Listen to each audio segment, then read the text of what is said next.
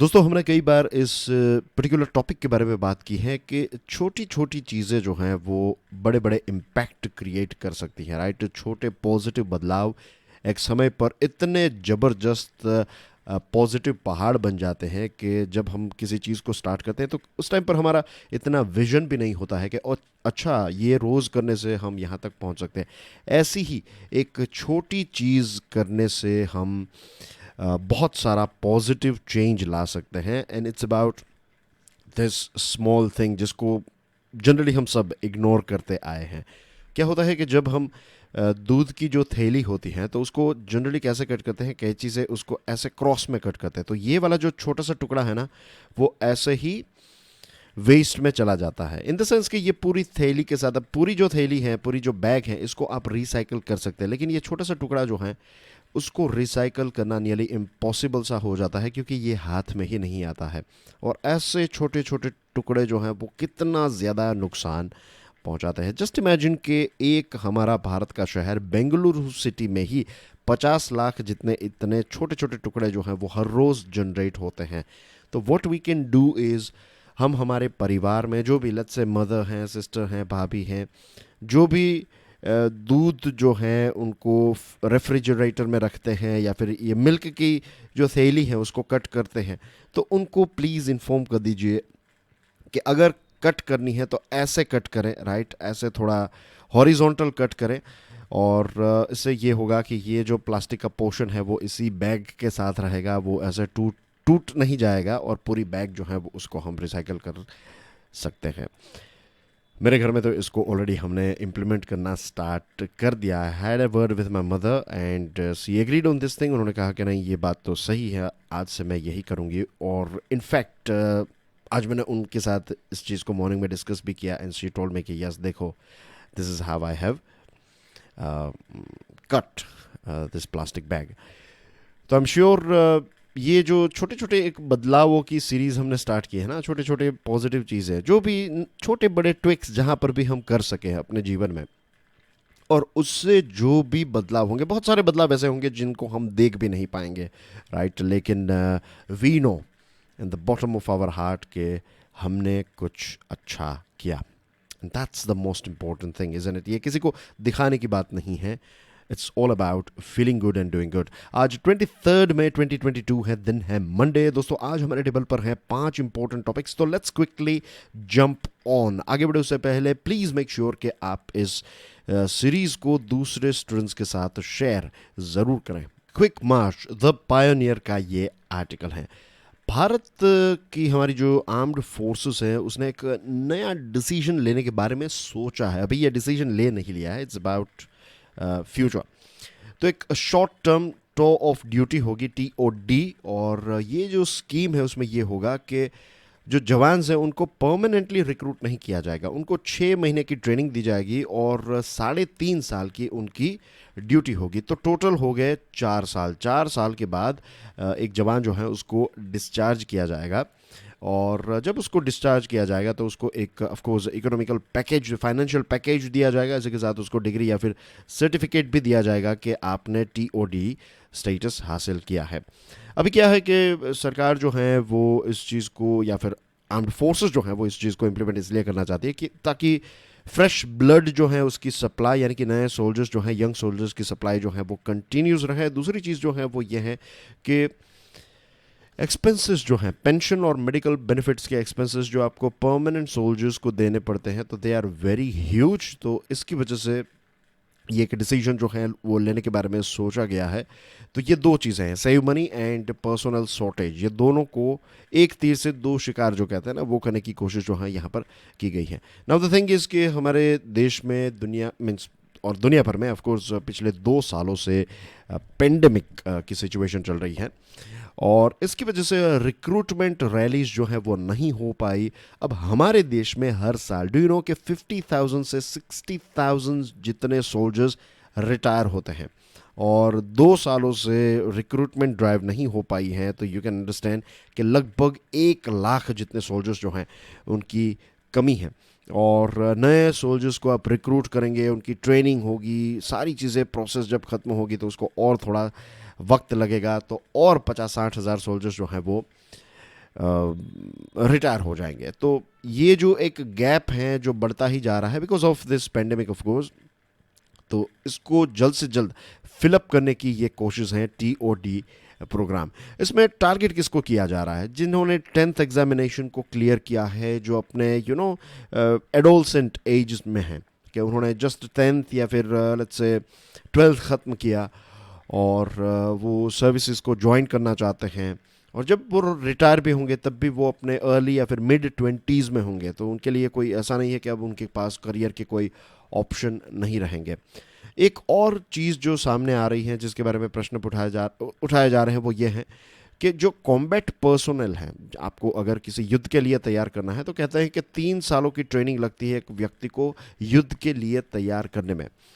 तो ये 4 सालों में तो ट्रेनिंग जो है वो ख़त्म हो जाएगी। तो ऐसा भी होगा कि जब वो युद्ध के लिए तैयार होंगे तब आप उनको रिटायर कर दे रहे हैं। लेकिन सारे लोगों को कॉम्बैट के लिए नहीं, कुछ लोगों को दूसरे जो करियर हैं मिलिट्री में उनके लिए भी रिक्रूट किया जाएगा। एक और अच्छी बात ये होगी कि ऐसे ही कुछ अपने यंग ईयर्स बर्बाद करने से अच्छा तो यही है कि लड़ाई झगड़े में फंस जाए, ड्रग्स वगैरह बुरी आदतों में फंस जाए, उससे अच्छा है कि वो आर्मी ज्वाइन कर ले या फिर नेवी, एयरफोर्स, जो भी है, और ज्वाइन करने के बाद ये एक वोकेशनल ट्रेनिंग ले ले। फिज़िकल फिटनेस के लिए अच्छा होगा उनके लिए, राइट? एक हमेशा के लिए उनके अंदर एक सोल्जर का जो बीज है वो आ जाएगा, और एक टाइम मैनेजमेंट और बहुत सारी चीज़ों की डिसिप्लिन जो है वो, तो इसके बेनिफिट्स तो बहुत ज़्यादा हैं। और उसके बाद भी आप पुलिस यूनिफॉर्म सर्विसेज में जा सकते हैं, और मैनेजमेंट में भी आपको बहुत सारी चीज़ें जो हैं वो सीखने को मिलेगी। तो I believe it's a win win अगर कोई भी यंग लड़का या लड़की 4 सालों के लिए इसमें जाते हैं। अब देखते हैं कि ये प्रोग्राम कैसे डिज़ाइन किया गया है, लेकिन एक बर्ड्स आई व्यू ले तो यही लगता है कि ये काफ़ी बेनिफिशियल होगा हमारे यंगस्टर्स के लिए ये एक program. And you can imagine कि आप पैसे भी कमाएंगे, राइट? आपकी एक सैलरी स्टार्ट हो जाएगी, और आपकी मीन्स आप जब रिटायर होंगे तो आपको कुछ पैसे भी दिए जाएंगे। तो that's a good thing, isn't it? It's a win win I believe for the nation, for our security, for youngsters, everyone. सोचिएगा इसके बारे में। वीट कन्फ्यूजन, द हिंदू का ये आर्टिकल है। 4 मई 2022 की बात है जब सेंट्रल गवर्नमेंट ने क्लैरिफाई किया कि there was no move to curb wheat export. 4 मई को सेंट्रल गवर्नमेंट ये कहती है कि हम गेहूं के एक्सपोर्ट पर किसी भी प्रकार का कर्ब जो है, यानी कि एक्सपोर्ट बैन जो है वो नहीं लगाएंगे।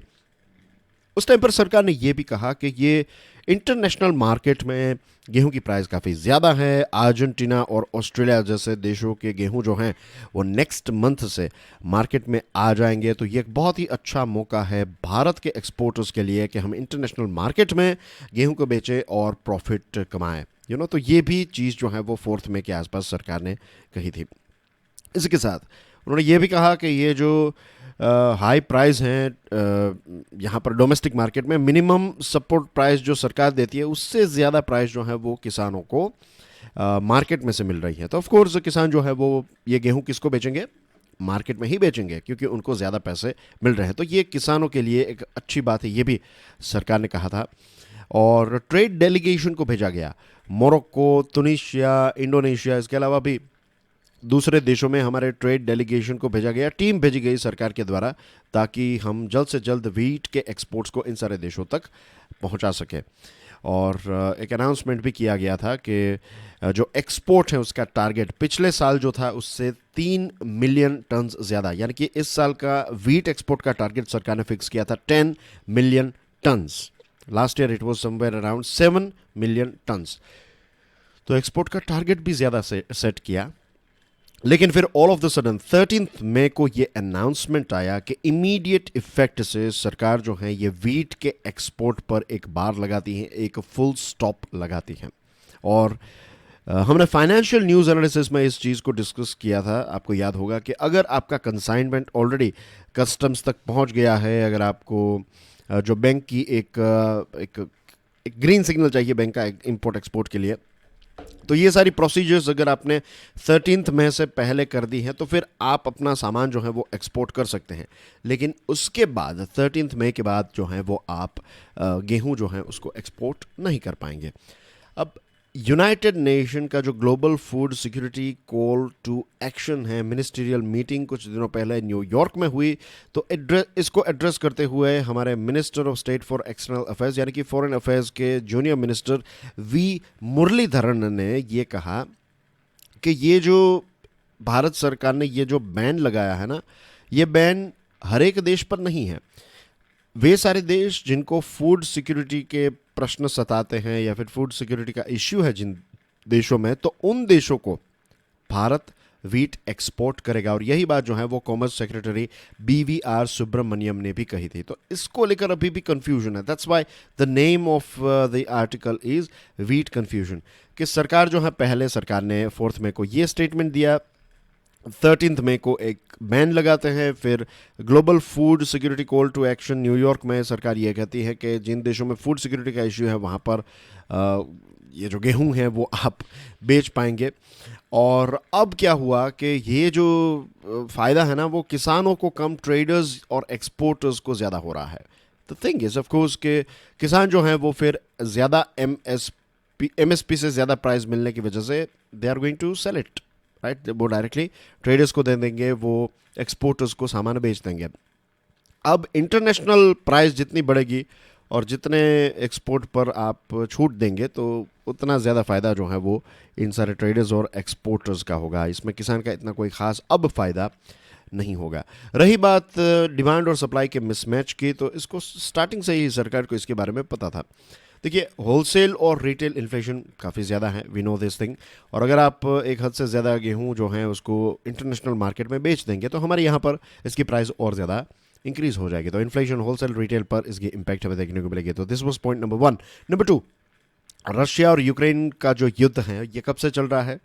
24 फरवरी से चल रहा है। And the whole world know, सरकार को तो पता ही है कि लगभग 25% जितना ग्लोबल वीट का प्रोडक्शन जो है ये दोनों देश करते हैं। तो वीट की प्राइस जो है वो इंटरनेशनल मार्केट पर ज़्यादा ही होने वाली थी। इसके साथ बैलेंस ऑफ वीट की बात करें, ओपनिंग बैलेंस जो है 1 अप्रैल 2022 को सरकार के पास जो वीट था वो पहले जो था उससे कम था। और इसके साथ कुछ राज्य जहाँ पर गेहूं पैदा किए जाते हैं तो वहाँ पर मार्च और अप्रैल में वार्म वेदर होने की वजह से, ना रिमेंबर ये जो गेहूं है ना ये एक बहुत ही वेदर सेंसिटिव है, हीट सेंसिटिव आप इसको कह सकते हैं। कि ज़्यादा हीट अगर है तो फिर इसकी फसल जो है वो बर्बाद हो सकती है, ख़राब हो सकती है। और यही हुआ। 105 मिलियन टन वीट का प्रोडक्शन हुआ। एस्टिमेट यह किया जा रहा था कि 111.32 मिलियन टन होगा, लेकिन हुआ 105 मिलियन टन्स। तो because of extra heat production जो है वो कुछ राज्यों में कम हुआ है। As for international food prices, the Food and Agriculture Organization of the United Nations said that even before the war, prices had reached an all-time high due to market conditions and the high prices of energy, fertilizers and other agriculture services. FAO ने already कह दिया है कि युद्ध से पहले भी ये इंटरनेशनल फूड की प्राइस जो है वो काफ़ी इंक्रीज हो गई थी, क्योंकि एक तो मार्केट की कंडीशंस ऐसी हैं, राइट। तो दिस इज़ वन थिंग, ये डिमांड एंड सप्लाई की बात है। दूसरी चीज़ कि एनर्जी की प्राइस बढ़ने की वजह से, फर्टिलाइज़र की प्राइस बढ़ने की वजह से और दूसरी एग्रीकल्चर सर्विसेज जो हैं उसकी प्राइसेस बढ़ने की वजह से ओवरऑल जो इनपुट कॉस्ट है किसानों का वो इंक्रीज़ होगा, तो फाइनल प्रोडक्ट का कॉस्ट जो है वो भी इंक्रीज़ होगा। तो यही चीज़ हुई है। और ये युद्ध से पहले भी इसकी प्राइस जो है वो ज़्यादा ही थी। G7 के एग्रीकल्चर मिनिस्टर्स ने भारत की निंदा की है और भारत को एक सबक सीखने की ज़रूरत है। आज से 15 साल पहले ऐसा हुआ था कि हमने नॉन बासमती राइस के एक्सपोर्ट पर जो बैन लगाया था उसको हटाने में भारत को 2 साल लगे। और इन 2 सालों में थाईलैंड और वियतनाम ने धड़ाधड़ इस बैन का इस्तेमाल किया, भारत के बैन का इस्तेमाल किया और बहुत पैसे कमाए। तो ये चीज़, ये गलतियां जो है ना वो भारत को इस बार वीट को लेकर नहीं करनी चाहिए। India needs to keep an eye on its myopia prevalence. This is just one example, right? अब आप सोचेंगे कि यार ये इतने सारे भाषण कैसे सह पाए सर, तो बहुत सारी बातें कर। द थिंग इज़ के this is a reality, right. मैं आपको एक बात बताऊं, यहाँ पर थोड़ा ये मायोपिया से दूर जा रहा हूँ, लेकिन आपके तैयारी के लिए बहुत ही इंपॉर्टेंट एक सीक्रेट टिप आप इसको कह सकते हैं। आपको बहुत सारे लोग कहेंगे कि सुबह जल्दी उठ जाइए, राइट। आई वुड से कि रात को जल्दी सो जाइए, आप ऑटोमेटिकली सुबह जल्दी उठ पाएंगे। एंड रात को आप जल्दी क्यों नहीं सो पा रहे हैं, उसके पीछे मेन रीज़न ये है कि हमारा जो स्मार्टफोन है इसको लेकर हम हमारे बिस्तर में जाते हैं, हम बहुत सारी चीज़ें ऐसा सोचते हैं कि ये वाला वीडियो मैं रात को देख लूँगा, ये वाला आर्टिकल मैं बाद में पढ़ लूँगा। नहीं, don't do that thing, right. छोड़ दीजिए, थोड़ा छोड़ना भी सीखिए, थोड़ा ये भी साहस है। सारी चीज़ें ज़्यादा क्वांटिटी के चक्कर में भागेंगे तो इट विल नॉट हेल्प। कुछ आर्टिकल्स, कुछ वीडियोस ना देख पाए तो इट्स ओके, थोड़े दिनों के लिए नहीं देख पाएंगे, लेकिन it's a long race, remember, ये कोई स्प्रिंट नहीं है कॉम्पिटिटिव एग्जामिनेशन की तैयारी। तो रात को जल्दी सो जाइए। Try to keep your smartphone away from you after let's say 8 PM, रात के 8 बजे के बाद। टेलीविज़न, कंप्यूटर, ये सारी चीज़ों से दूर रहिए। किताबें पढ़नी है पढ़िए, फैमिली के साथ टाइम स्पेंड कीजिए, जिनसे हो सके और जिनको करना है ये चीज़ ट्राई कीजिएगा। You will find a change. अब बात करते हैं मायोपिया के बारे में। मायोपिया का मतलब क्या होता है? एक प्रकार की शॉर्ट साइटेडनेस, यानी कि हमारी जो नज़दीक की जो एक दृष्टि है ना, वो धीरे धीरे, हमारी आंखें जो हैं वो ख़राब हो जाती हैं।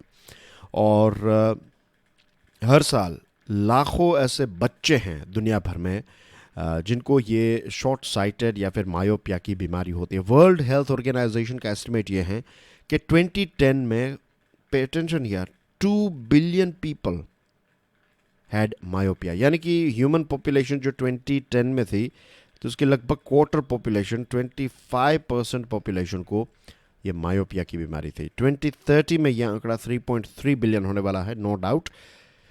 स्मार्टफोन, बहुत सारे टैबलेट्स, गैजेट्स, ये सारी चीज़ें अब हमारे इर्द गिर्द बहुत ही कॉमनली अवेलेबल हैं। हर जगह पर स्क्रीन, हर जगह पर ये सारी चीज़ें हैं। और ईस्ट एशिया और पैसिफिक में इसका आंकड़ा बढ़ता जा रहा है।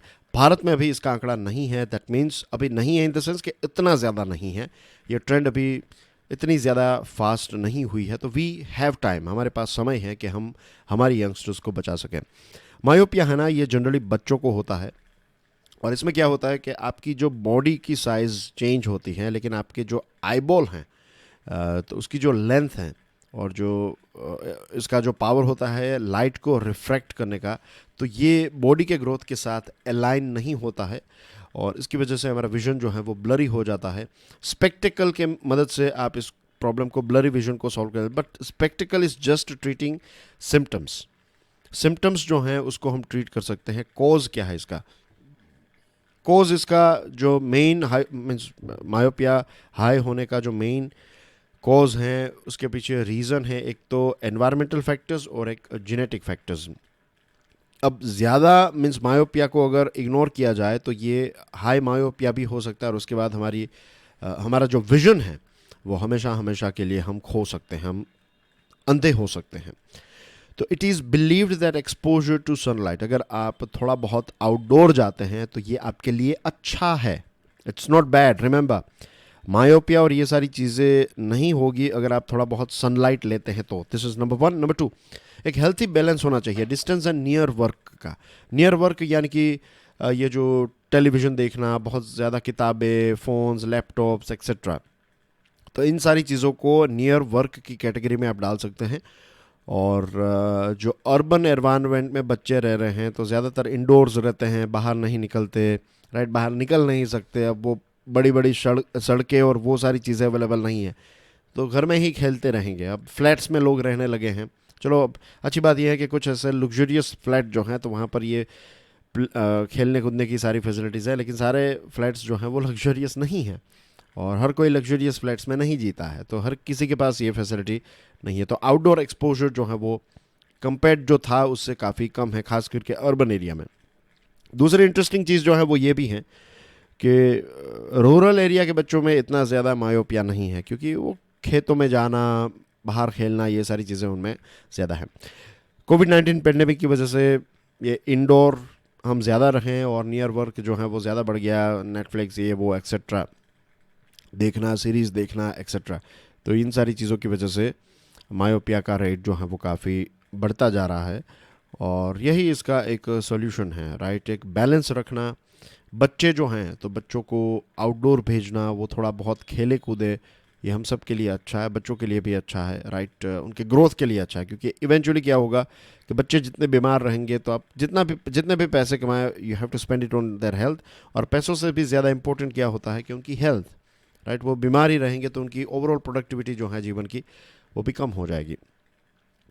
तो मायोपिया जो है वो 2050 तक हमारे देश में भी काफ़ी बढ़ जाएगा और बढ़ता ही जाएगा अगर हम इसको अभी से हैंडल ना करें तो।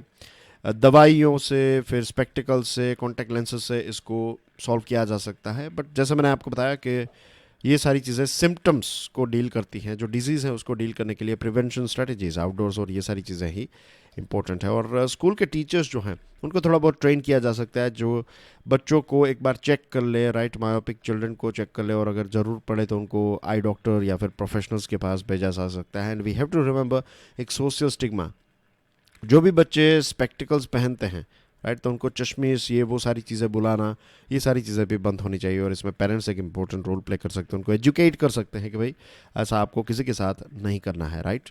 इन ज्ञान Vapi Kashi Vishwanath case, Indian Express का ये आर्टिकल है। सुप्रीम कोर्ट ने ये जो ज्ञान वापी मॉस्क वाला जो इश्यू है, ये टॉपिक जो है, तो इस पर यह डिसीजन लिया है कि मुस्लिम्स जो हैं वो यहाँ पर नमाज पढ़ सकते हैं और जहाँ पर शिवलिंग मिला है उस एरिया को सिक्योर किया जाए। और इसी के साथ ये जो केस है, ये केस सीनियर सिविल जज से लेकर ट्रांसफ़र कर दिया गया है टू ए डिस्ट्रिक्ट जज। सुप्रीम कोर्ट का कहना यह है कि एक सीजन्ड हैंड, यानी कि एक और ज़्यादा मैच्योर, एक और ज़्यादा एक्सपीरियंस्ड जज जो हैं वो इस केस के साथ डील करे तो अच्छा है। Then the court suggested that the Places of Worship Special Provisions Act 1991 does not bar ascertaining its nature. बहुत ही लेमन्स लैंग्वेज में, सिंपल शब्दों में अगर आपको समझाऊं तो कोर्ट का कहना यह है कि कोई भी धर्म का एक स्थान है तो इस स्थान के बारे में एसरटेन करना कि यहाँ पर पहले मंदिर था, नहीं था, यहाँ पर मस्जिद हैं और वहाँ पर पहले क्या था, एक्सेट्रा, ये चीज़ों को एसरटेन करना, ये साबित करना या फिर इसके बारे में एक तलाश करना, तो ये चीज़ जो है ये 1991 वाला जो एक्ट है इस पर मना नहीं करता है, इसको बार नहीं, इसको बैन नहीं करता है। आप कन्वर्जन नहीं कर सकते, लेकिन आप एक तलाश, एक एक खोज जो है वो तो कर सकते हैं। आप एसरटेन कर सकते हैं कि हाँ यहाँ पर पहले गुरुद्वारा था या मंदिर था या फिर जो भी XYZ।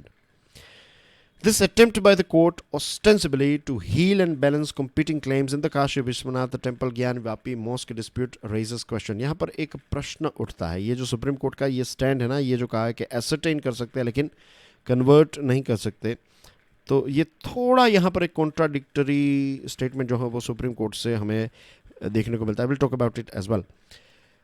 अब ये टॉपिक जो है ये अपने आप में काफ़ी कॉम्प्लेक्स है, एज वी ऑल नो। और अयोध्या राम जन्मभूमि डिस्प्यूट में क्या किया था कोर्ट ने, सारे जो अलग अलग सिविल सूट्स थे तो इनको क्लब करके इलाहाबाद हाई कोर्ट को दिया गया। तो यहाँ पर भी इस केस की, इस पर्टिकुलर टॉपिक की कॉम्प्लेक्सिटी को ध्यान में रखते हुए और लीगली और पॉलिटिकली कॉम्प्लेक्सिटी को ध्यान में रखते हुए इस केस को एक डिस्ट्रिक्ट जज को दे दिया गया है। अब ये जो 3 जज वाली सुप्रीम कोर्ट की बेंच है जिसने ये कहा है in form of question, right, एक प्रश्न पूछते हुए सुप्रीम कोर्ट ने कहा है that the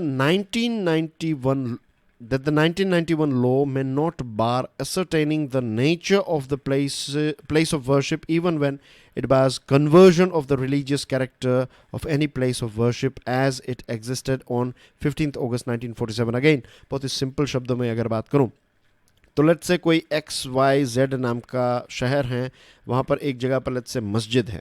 अब इतिहास में हमें पढ़ने को मिलता है और पता है कि यहाँ पर पहले मंदिर था, लेट्स से औरंगज़ेब ने इस मंदिर को तोड़कर फिर वहाँ पर मस्जिद बना दी। अब वो औरंगज़ेब का जो भी एजेंडा हो, right, who cares, but the thing is 1947 में जब हमारा देश आज़ाद हुआ तो ये जो लॉ है 1991 का वो ये कहता है कि 15 अगस्त पे यहाँ पर अगर लेट्स से मॉस्क थी तो ये मॉस्क ही रहेगी, आप इसको कन्वर्ट नहीं करेंगे। अब आप इसको हटाकर फिर यहाँ पर मंदिर बना दे तो ये चीज़ अलाउड नहीं है एज पर 1991 लॉ। लेकिन एसर्टेन करना कि अगर यहाँ पर मॉस्क हैं या फिर लेट्स से यहाँ पर टेम्पल हैं तो फिर एसर्टेन करना, देखना कि पहले यहाँ पर क्या था, अगर ऐसा कोई डाउट है या फिर ऐसा कोई एविडेंस है तो वहाँ पर जाके सर्वे किया ये वो एक्सेट्रा, और पता चला कि ओके यहाँ पर पहले मस्जिद थी और फिर यहाँ पर मंदिर बन गया, फिर मंदिर था या फिर मस्जिद बन गई, वॉटेवर। तो ये चीज़ जो है, ये एसर्टेनिंग करना जो है ये अलाउड है। ऐसा ये 3 जज वाली बेंच जिसके हेड हैं जस्टिस DY चंद्रचूड़, ऐसा उन्होंने कहा। The courts remark also contradicts its own unanimous verdict that included justice Chandrachud which Drew the curtains on Ayodhya case. Ayodhya case की जो बेंच थी उसके मेंबर थे जस्टिस चंद्रचूड़, और यहाँ पर कन्वर्जन जो है उसके बारे में कहते हैं कि ऐसा नहीं अलाउड है। और यहाँ पर ये जो बेंच थी अयोध्या वाली बेंच, तो उसमें एक यूनानिमस वर्डिक्ट जो है वो बेंच ने दिया था, and I am sure we all know the verdict of this Ayodhya case. The Supreme Court held that 1991 Act is a legislative instrument designed to protect the secular features of the Indian polity, which is one of the basic features of the Constitution. हमारे देश का जो संविधान है ना, उसके कुछ basic features हैं। उसमें से एक बेसिक फीचर है सेक्युलर या फिर सेक्युलरिज्म, यानी कि बिन सांप्रदायिकता, कि पक्षपात जो है वो सरकार किसी के साथ नहीं करेगी। राइट, आप किसी भी धर्म के हो, गवर्नमेंट ऑफ इंडिया के लिए it doesn't matter. Right, government of India जो है आप कानून की नज़र के सामने एवरीवन इज़ इक्वल, और सरकार किसी एक पर्टिकुलर धर्म को सपोर्ट नहीं करेगी। राइट, किसी एक पर्टिकुलर धर्म के खिलाफ कोई काम नहीं करेगी। तो ये जो सेक्युलर नेचर है कि सरकार का कोई धर्म नहीं है। राइट, तो और इसके अलावा भी इसमें और पॉइंट्स ऐड किए जा सकते हैं, बट ब्रीफली सुप्रीम कोर्ट ने क्या कहा कि ये जो 1991 वाला एक्ट है ना, ये हमारे कॉन्स्टिट्यूशन का ये जो सेक्युलर फीचर है उसको और ज़्यादा अच्छा बनाता है, उसको और ज़्यादा प्रोटेक्ट करने वाला है। कि इससे यही होगा ना कि कोई कन्वर्जन जैसे मंदिरों का, मस्जिदों का नहीं होगा। तो 47 के बाद, 15 अगस्त 47 के बाद जैसी चीज़ें थी वैसी ही रखी जाएगी। तो इससे हमारा सेक्युलरिज्म जो है वो थोड़ा और ज़्यादा स्ट्रॉन्ग रहेगा। राइट, लड़ाई झगड़े और समाज में कोई क्रैक्स जो हैं वो नहीं होंगे। लेकिन वी ऑल नो कि अभी जो ये चीज़ें चल रही हैं दोनों तरफ से, मुस्लिम्स को रिप्रेजेंट करने वाले सो कॉल्ड ग्रुप्स और हिंदूज़ को रिप्रेजेंट करने वाले सो कॉल्ड ग्रुप्स जो हैं, उनका फाइनल गोल क्या है इस पर्टिकुलर जगह को लेकर? उनका फाइनल गोल तो यही है कि ये कन्वर्ट हो जाए। राइट, जो भी स्टेटस, लेट्स से हिंदूज जो हैं वो चाहेंगे कि यहाँ पर मंदिर बन जाए, और जो मुस्लिम चाहेंगे कि यहाँ पर प्रॉपर एक उनको परमिशन दी जाए। Again I would like to say सारे नहीं, लेकिन जो भी इसमें सो कॉल्ड इंटरेस्टेड, जो भी एक ग्रुप इंटरेस्टेड है वो यही चाहेगा कि इतिहास की जो गलतियां हैं उसको फिर से हम करेक्ट करेंगे। आपको याद होगा इससे पहले हमने इस बात को भी डिस्कस किया था कि आज अगर आप यहाँ पर करेंगे, फिर कुछ समय के बाद फिर से ये चीज़ जो है ये चलती जाएगी। राइट, ये एक स्नोबॉल की तरह बड़ी होती जाएगी। बट द क्वेश्चन इज़ कि अब सुप्रीम कोर्ट जो है या फिर कोर्ट जो है वो इसको कैसे सॉर्ट आउट करता है, कैसे इस प्रॉब्लम को सॉल्व करता है। That is the most important thing that will decide कि ये स्नोबॉल की तरह बड़ा होता जाएगा या फिर यहीं ये इश्यू जो है वो हमेशा के लिए स्टॉप हो जाएगा, और फिर हम कुछ दूसरे इंपॉर्टेंट चीज़ों पर ज़्यादा फोकस कर पाएंगे। You have to wait and watch, let's see. Fuel tax cuts will help ease price pressures. Indian Express का ये आर्टिकल है। एज वी ऑल नो कि पेट्रोल और डीजल पर जो एक्साइज ड्यूटी है वो सेंट्रल गवर्नमेंट ने सैटरडे को 8 रुपये पेट्रोल में और 6 रुपये डीजल में कम की, और ये एक अच्छी खबर रही सभी के लिए। राइट, और इसी के साथ जो दूसरे ऐसे प्लास्टिक प्रोडक्ट्स और आयरन और स्टील के जो रॉ मटेरियल्स और इंटरमीडिएरीज प्रोडक्ट्स हैं उनके ऊपर भी कस्टम्स ड्यूटी जो है वो सरकार ने कम की है। ये चीज़ें क्यों की जा रही है? ऑफकोर्स इन्फ्लेशन जो है उसको कंट्रोल करने की यहाँ पर कोशिश की जा रही है। रिटेल इन्फ्लेशन की बात करें तो ये अप्रैल में 7.9% रहा।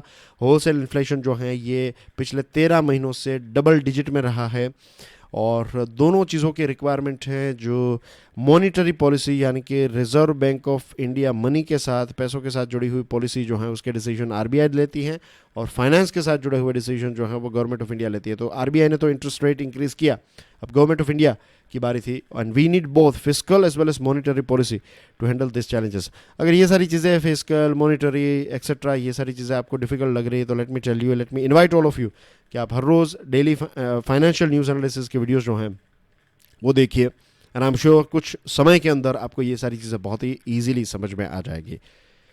This is the second time in the recent past. नवंबर के टाइम पर डिक्रीज़ किया था। राइट, और इस बार डिक्रीज़ किया है, और अब लगता है कि ये जो कट किया जाएगा ना, आई थिंक नवंबर के बाद भी किया था सरकार ने, I can't remember to be honest, right, but anyway, ये जो कस्टम्स ड्यूटी या फिर टैक्सेस जो हैं फ्यूल पर, इसको जो कट किया है, और होपफुली स्टेट गवर्नमेंट्स जो हैं वो भी इसको कट करेगी अगर, तो it will be a big relief, right. सिर्फ सेंट्रल गवर्नमेंट ने जो कट किया है, इससे 20.20 या फिर 0.20% या फिर 20 बेसिस पॉइंट आप कह सकते हैं, बीपीएस, राइट, 20 बीपीएस या फिर बेसिस पॉइंट से इन्फ्लेशन जो है वो कम हो सकता है। स्टेट करेंगे कम इसको तो और ज़्यादा ये कम हो सकता है। फाइनेंस मिनिस्टर ने ये कहा कि ये ड्यूटी कट करने की वजह से 1 लाख करोड़ रुपए का रेवेन्यू जो है वो सरकार को कम मिलेगा, 1 लाख करोड़ का। लेकिन वी नो के दूसरी चीज़ें जो है वो ज़्यादा बिकेगी, right. Fuel come means fuel की प्राइस कम होगी तो लोग लेट्स से ट्रैवलिंग करने के लिए जाएंगे तो जीएसटी पे करेंगे, तो ऐसे दूसरे सोर्सेज में से पैसे सरकार को मिल जाएंगे। और ये कहा जाता है इन्फ्लेशन के बारे में कि inflation is going to stay high, right. आने वाले कुछ महीनों के लिए या फिर इस पूरे साल के लिए इन्फ्लेशन जो है वो ज़्यादा रहेगा।